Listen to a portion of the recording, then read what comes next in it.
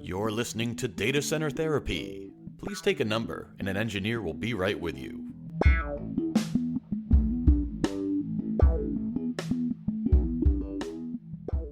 Hello, everyone, and welcome back to Data Center Therapy, a podcast from Oxy Consulting that talks all things IT with a healthy dose of empathy. I'm your host, Matt Yette, but how do you really know that? And alongside me is my co-host, Matt Cozzolino. What's your second factor? Mm-hmm. How do I authenticate you, Yette? Yeah, press that button and you got 30 seconds till the bomb goes off.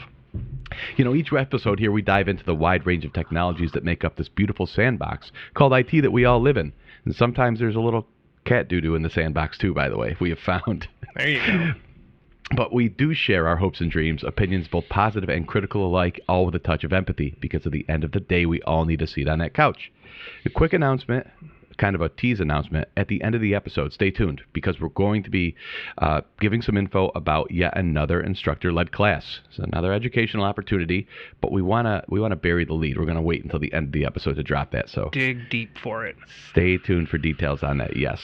So this topic of the episode today is, it used to be 2FA, now it's MFA, basically multi-factor authentication, and it came about due to a brainstorming session where, look, what do we want to talk about? What are current trends? And it's kind of, it's been around, two-factor's been around for quite a long time, but I think we're seeing a resurgence. Some way, shape, or form, yeah. Yeah, I think we're seeing a resurgence in its importance and its application in recent times. And it's something that it's interesting because it almost feels like a no-brainer, but it all boils down, I think, to user education, which is always the barrier, right? Yeah, and it changes that user experience for people, which is new and different, and that's in everything I've ever done, that's been the hard one to address. My first experience with two-factor, and I kid you not, I have a fan site on the internet that I've run since 2001 and for a band, and we were doing like T-shirt sales, and we had a PayPal, and we've had the PayPal forever. So this was back, I'm not kidding, 2003, something like that. Mm-hmm. And PayPal said, hey, for a limited time, claim your free RSA hardware key. There's a little key fob you put on the little digital LCD screen on it. Got that little digital LCD screen. You see, you can probably feel that little rubber button that was on it. Mm-hmm. And you press it, it spits out a 6-digit code. You go to PayPal, enable it, and you have to. I mean, that's what we're doing right now. I mean, it's more or less that was over 15 years ago. It's gone. I've lost it.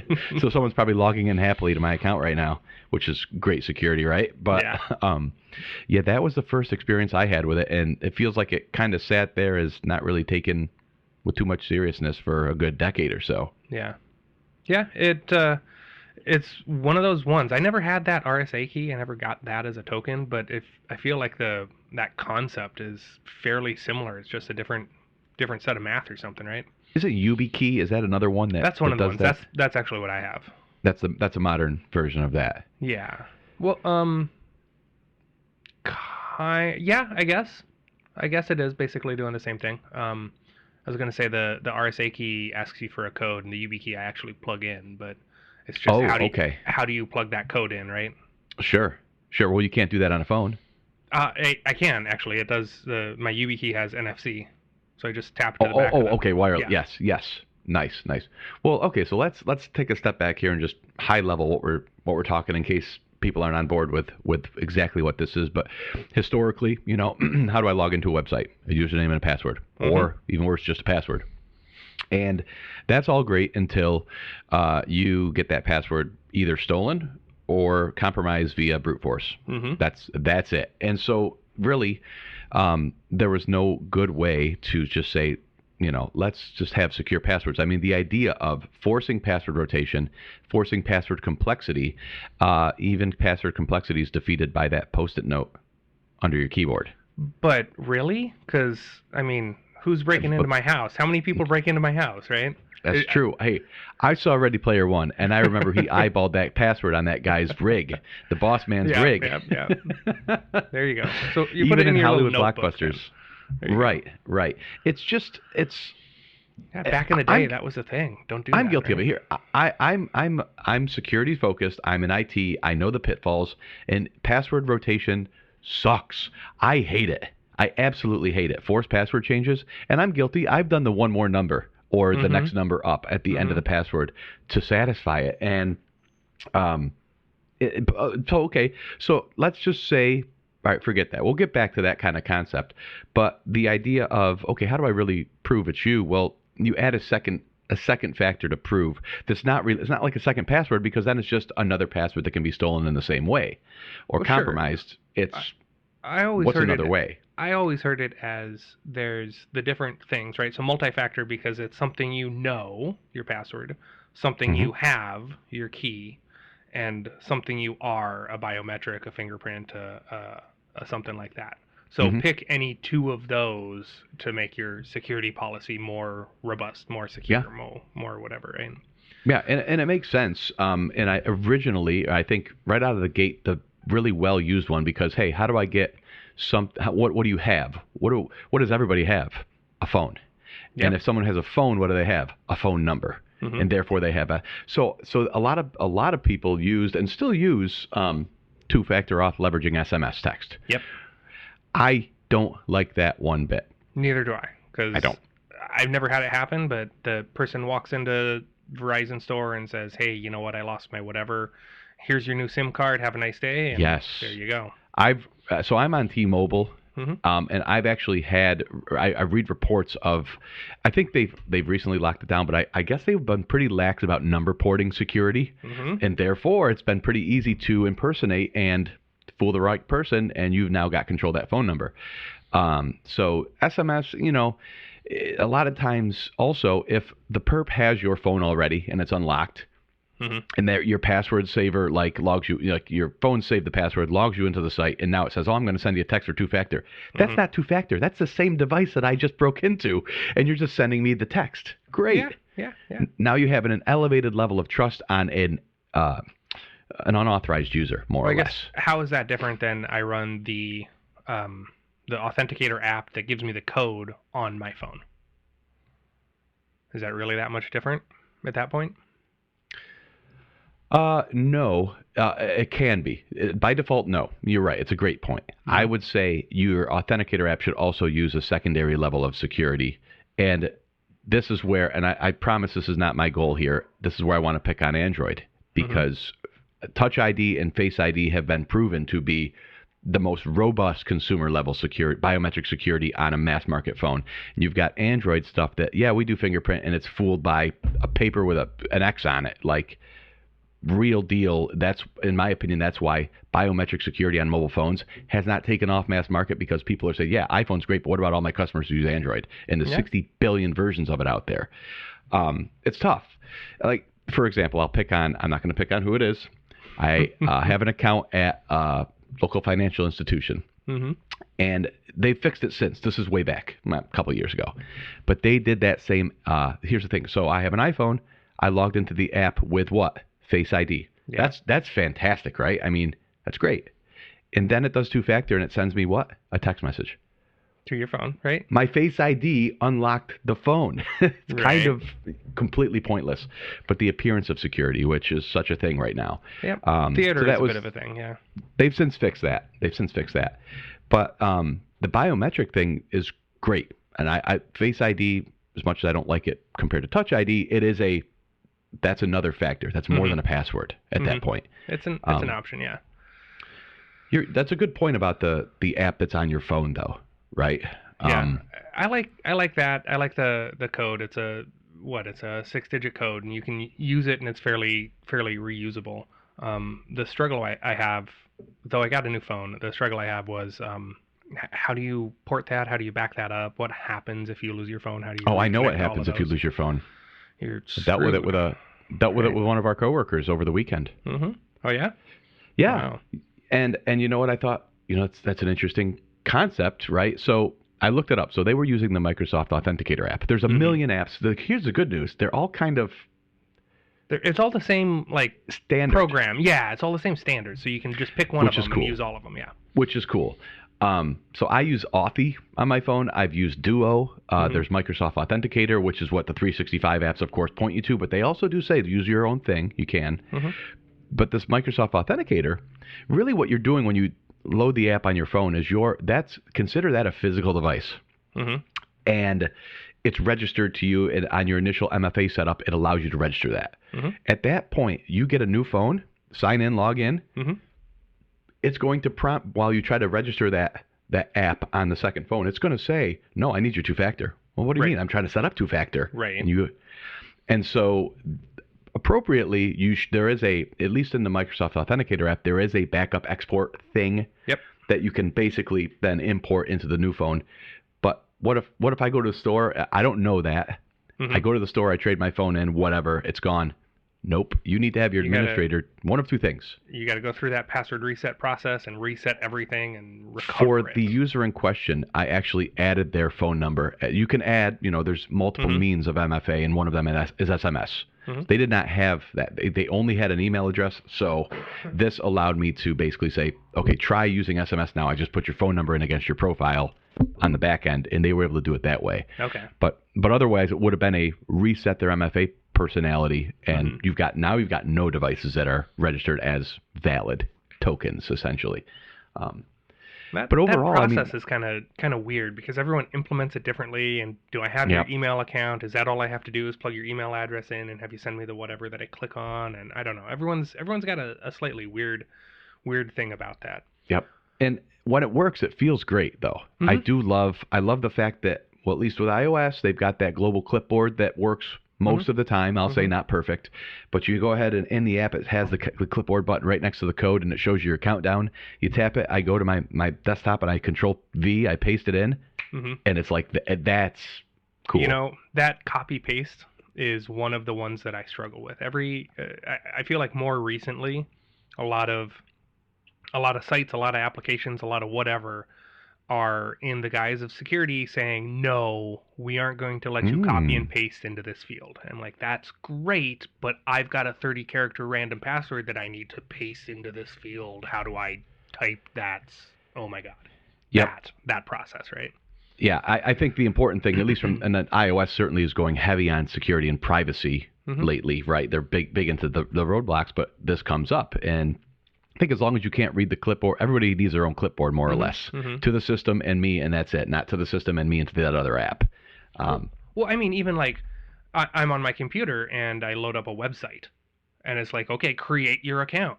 I'm like, here's your username, here's your email address, here's your password. Type your password again. I'm like, copy, paste. Why aren't you pasting that? Right? I've had that too. Especially tell me about RDP sessions and HTML5 Actually, VDI sessions. RDP's been the one that's been pretty solid. The VDI session has been where I've struggled the most with copy paste, but RDP's been pretty solid about that. Yep. So the struggle really is twofold. So MFA, I think when you've got it set up and it's working, I think that piece of it is super easy. But now passwords are still a thing. Let's not forget about those. And the difficulty in that is, do you force password rotation? Do you let somebody have a slob password 1, and then just rely on the key? You're effectively going back down to one-factor authentication, because if the first layer is so penetratable, who cares, right? Who cares about having the two-factor? So passwords are a challenge. How do you feel about complexity and rotation, Matt? So I think that kind of depends. I personally use a password safe, so I use LastPass for all of my stuff personally. So anytime I'm signing up for a thing, anytime I'm creating a new login, I go look for that. Your password must be this one to 20 characters long, and I plug in 20 characters and make it as long and as complex as I can. So from that point of view, I don't think I need to, because everyone's unique, rotate my passwords. But I'm not the lowest common denominator. Boy, are you an outlier with that practice. Exactly. Yeah. Exactly. Yeah. And good for you. It's just, that's discipline right there. And I'm guilty of it myself, where when I'm signing up, I've been spoiled, but also ruined a little bit by Apple's keychain feature, right? Their keychain, Safari keeps its own password store, and I really do hope they turn it more into a full, robust password manager. Right now, it's just a kind of like an auto login. They save. Yeah, and like every browser does that, but yeah. But depending on the website, it may not notice that it's a login form. It may not save it, or I can't be positive. So I've even had issues where it will suggest the password. I say, yeah, just use that. And then I go back, it didn't save it. And I'm like, wait a minute, you just generated one. I certainly don't know what it is. Yeah. There's been a number of times, even with my process, I've created the account, everything's gone through, and then I go try to log in a couple of days later, and it's like, it doesn't work for whatever reason. Yeah. And the second part of that is, because Safari, quote unquote, makes it's so easy and quick about it, I don't always, or I should, but that's not I do have a password manager. I have, I used to use 1Password, but then I bought it, but then they changed it where it's like, oh, you got to buy it again, or you got to subscribe. And I'm like, enough of this. Like, no. Yeah. So I stood up my own Bitwarden server at home. I'm looking towards doing that too, but. And it's got an app on the phone. It's got a phone app. It's got a web vault. It's all cool. But the browser plugin is far worse. Not quite there. Yeah. Far worse. That's sad. And so 1Password was very obtrusive, but that's necessary, I think, with passwords where you would enter a new password and it would pop up like a blocker. Do you want to save this to your vault? And you have to answer it. Where Bitwarden, what it does in line with the web page, it puts like a little banner at the very top of the page. There you go. It's not that it's not noticeable, but it doesn't always detect if it was an actual login thing. So, oops, I just missed my opportunity. Now what? And then I got to go into the Safari, if it saved it, hopefully, and go, unlock it, grab it, create it. And it's just, ultimately, in my opinion, that's the friction point. I think everybody should use a password manager. That way you've got no common passwords across any sites, because that's a big problem, that sideways attack where, oh, I just broke your email password. Haha, I now have your bank password too. Right. And I think if I had to guess, more than 50% of all internet users have shared passwords. Yeah. Password manager should, password manager should allow you to completely not have a single shared password. You shouldn't even know your password. I mean, ideally. That's exactly the point that I think you should drive towards, right? But that requires the good housekeeping. You have to be diligent about keeping that recipe book. I think that's kind of the same kind of thing we were talking about, like when we were talking about automation or doing stuff with Ansible or whatnot, is if you're going to do that, you have to do everything that way. You have to code your environment. You have to manage your passwords that way. And that's great, Coz, but that all is good to me and you. Right. But we make mistakes too, right? Obviously. We're not talking about how do I make sure all of my engineers at Ivoxy Consulting follow this. That's easy. Right. Yeah. It's how does the people who don't do IT for a living, how does my mom handle her passwords? Right. Yeah. Right. And it has to be easy. We can't just say, well, read the effing manual. Like that won't fly. So you brought up a good point, which we've talked about, and I feel like most of it has been focused on, hey, how do you, Mr. Yeti, log into this site, save your passwords for whatever. But we work in this IT environment where we have to set up service accounts, and we have to set up unique credentials for system A to talk to system B. What's your thought on that? Because I think over the years I've done IT, I've got some suggestions there, but I want to hear your thoughts on how you manage that password. Is that something you save? Is that random? Is that how do you cut that? Well, I think certainly you need to document exactly where it's used and where it's defined, because if that password ever does change, you need to know where you need to go through and touch, lest something breaks. I think a lot of people do that too. They set the password and then it expires, needs to be reset, whatever, or compromised. I reset it, but now, oops, where do I have to update those credentials? Right. So that's kind of one of the things that I've seen is, what is that scope, right? Is it one service account for everything to log into vCenter? Here's my vCenter service account. Or is it, here's this application to this? Is it one-to-one or one-to-many, I guess, is kind of the... I feel like you had a stronger opinion on that when it came to building out the lab. I in terms of a password and storing that password, I am not as adverse to storing it, only because you have to operate at least with some base assumptions. I have to operate with the assumption that vault is ultimately secure. So if that vault is secure and the only place that password lives is in that vault, that's fine. And I feel like knowing the password is or being able to know what the password currently is an easier path to troubleshooting than, okay, reset and reestablish whenever I need to possibly troubleshoot that. And if I can go and say, I know that's this, and we can test with this, then that's easier for me than having to do a forced reset and to establish that troubleshooting point. See, and I think that there's less of an issue. I think that we take a bunch of those concerns away if you have a one-to-one relationship with a logon on a password. So the things I've been working with, I'm okay with one-to-one, by the way. Okay.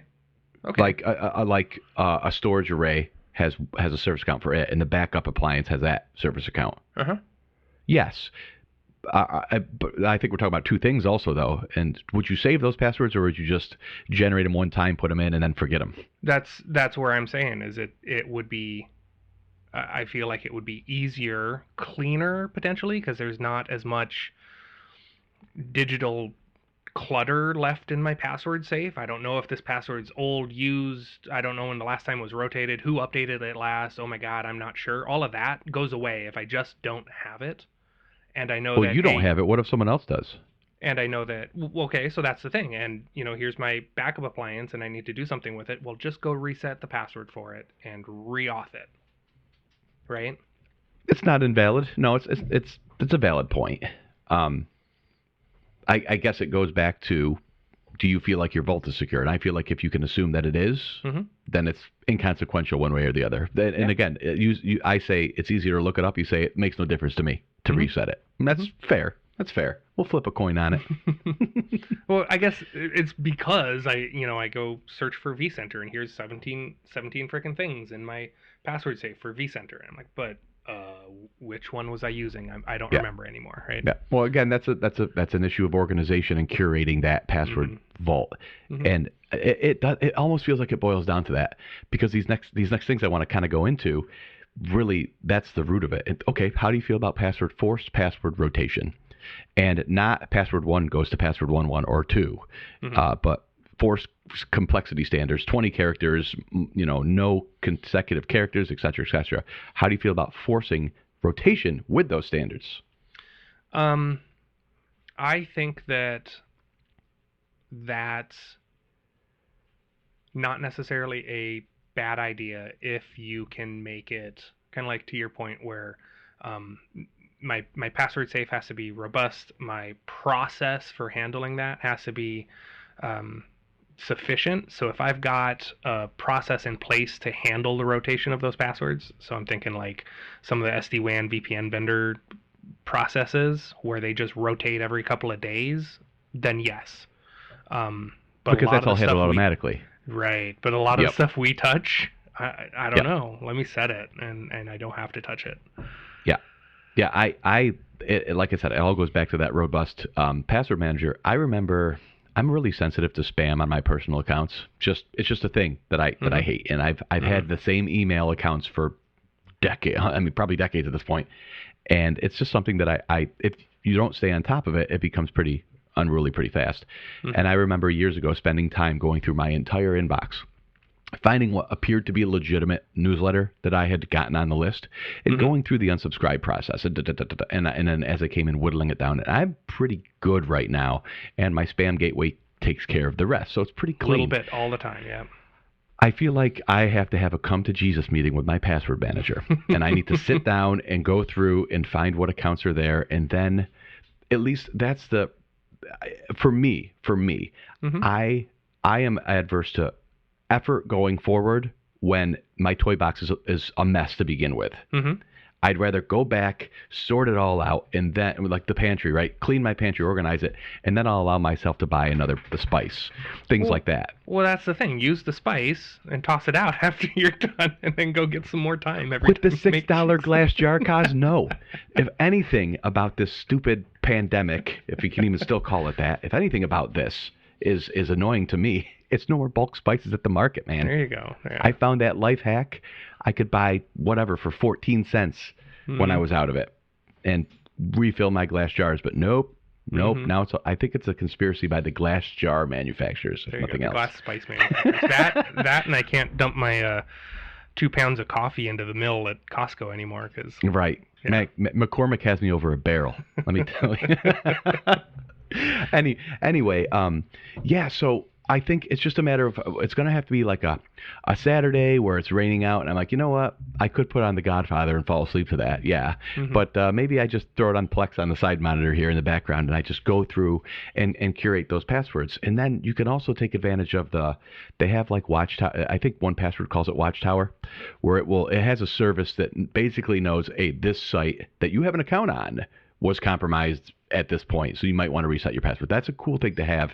Yeah. But ultimately, if you go through and you at least can catalog your passwords, and ideally you can go ahead and reset them one by one to complex. Wait a sec. Are you suggesting that you're going to go through your password safe and proactively rotate passwords for logons to sites? It wouldn't be a rotate. It would be a reset. It'd be a baseline. Okay. And most of that would be to ensure non-shared passwords.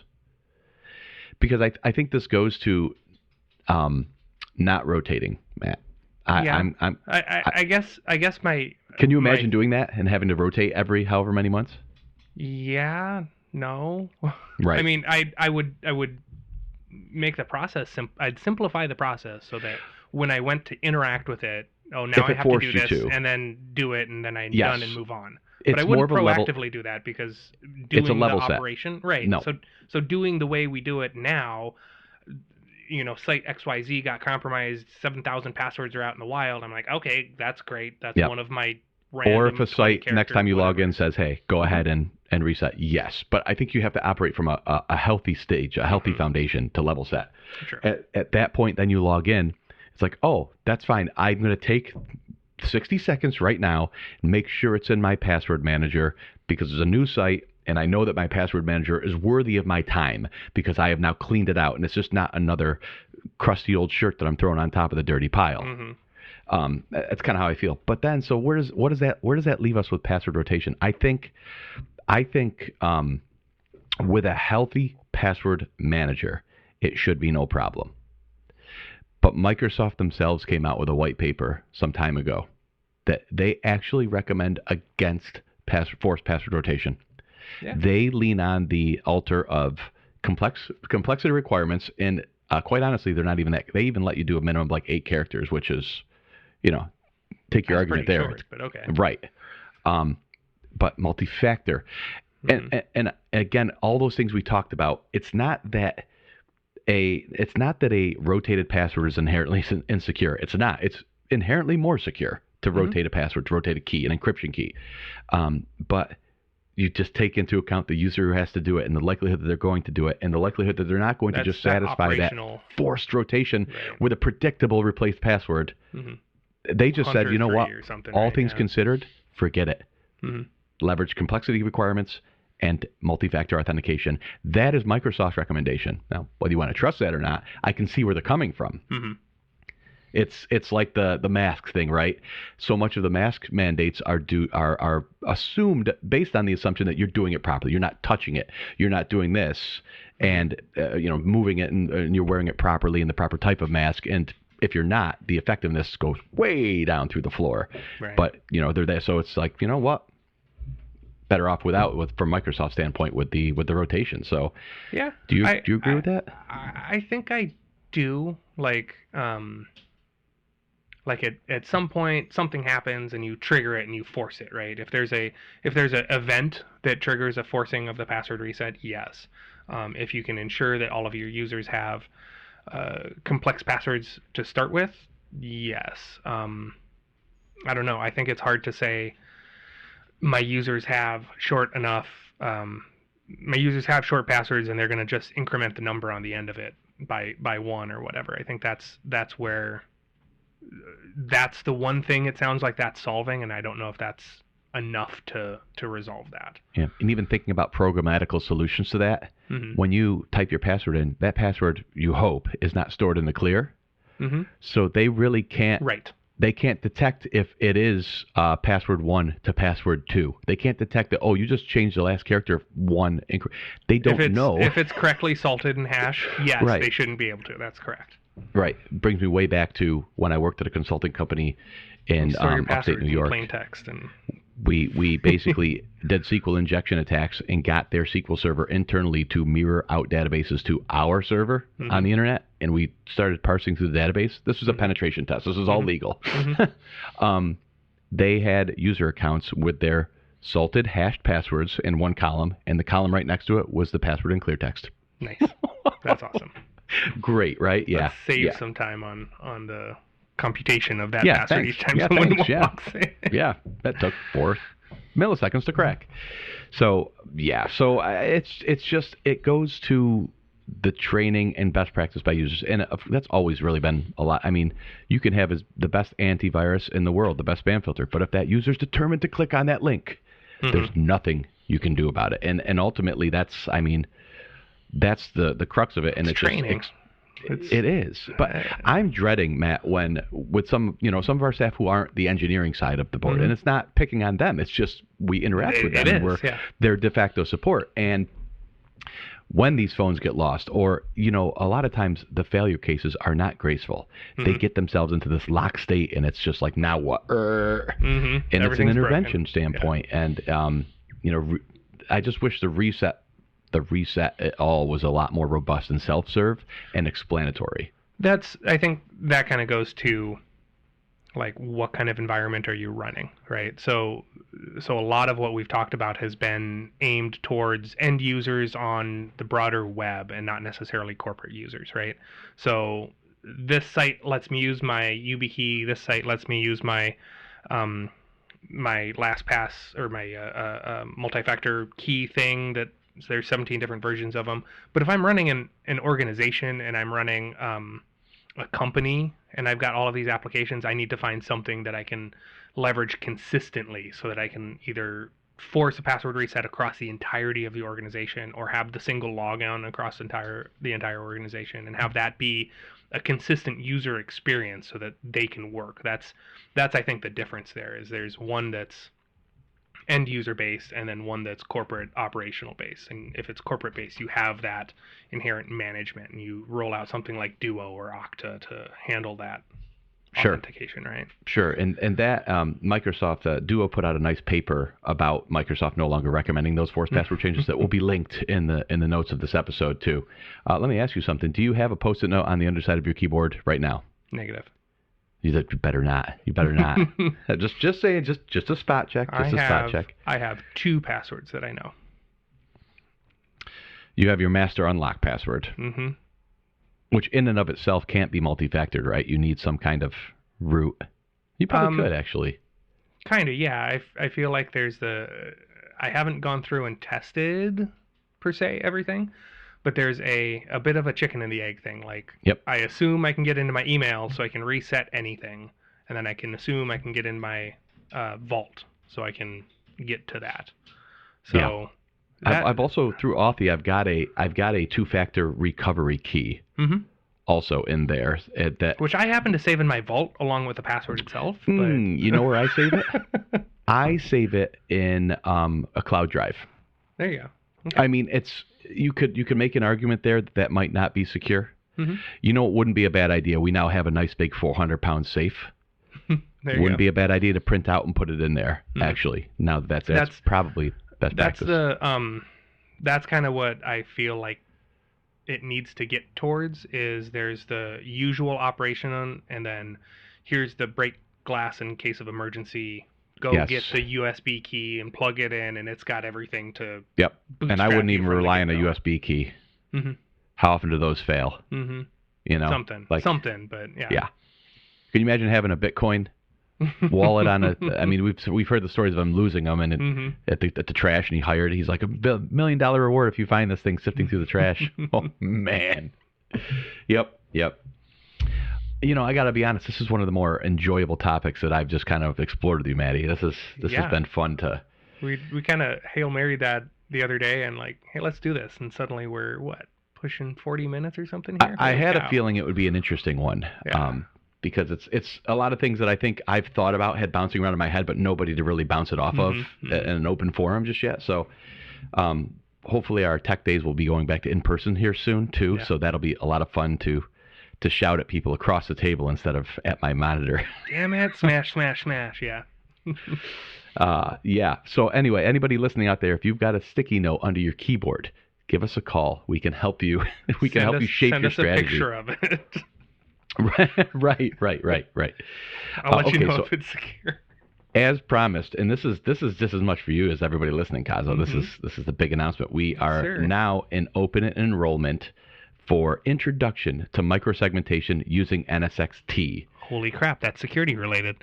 Starring instructor, Mr. Matt Cozzolino. That's right. Me. Yep. Will this be your first one, Matt?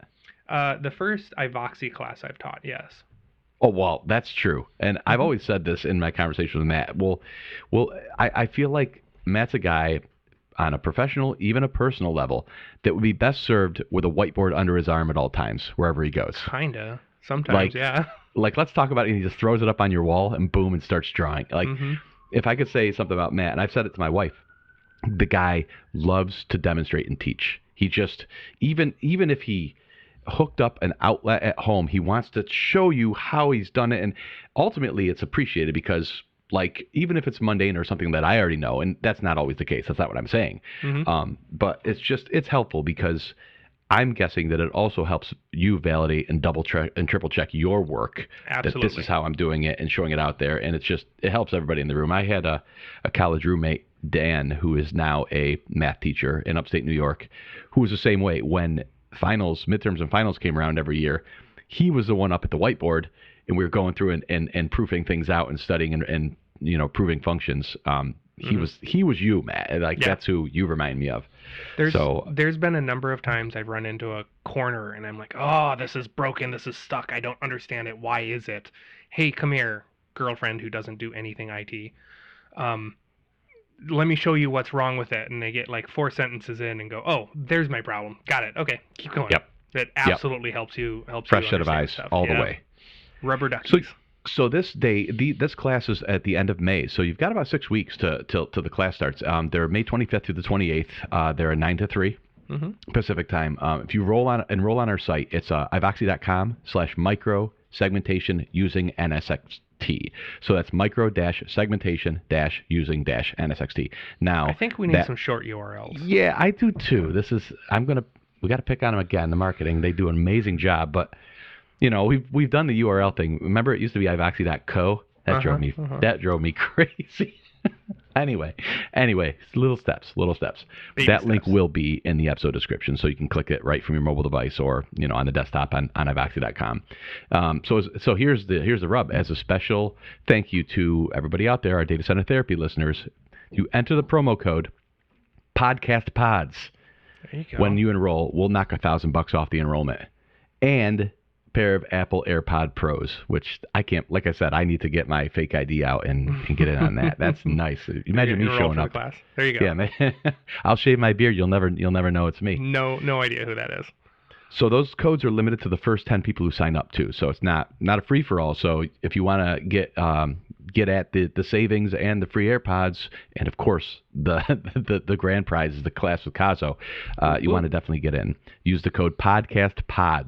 PodcastPods.